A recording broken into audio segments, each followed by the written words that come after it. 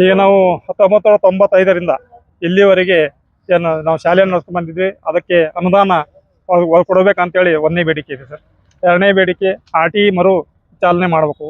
ಮೂರನೇ ಬೇಡಿಕೆ ನಮ್ದೇನು ರಿನ್ಯೂವಲ್ ಅದಲ್ಲ, ಶಾಲೆಯನ್ನು ನಡೆಸೋ ರಿನ್ಯೂವಲ್ ಅದು ಸಂಪೂರ್ಣ ಸರಳೀಕರಣಗೊಳಿಸ್ಬೇಕಂತೇಳಿ ಮೂರು ನಾವು ಅಜೆಂಡಾ ಇಟ್ಕೊಂಡು ನಾವು ಇವತ್ತು ಈ ಒಂದು ಇದು ಮಾಡ್ತಾ ಇದ್ದೀವಿ.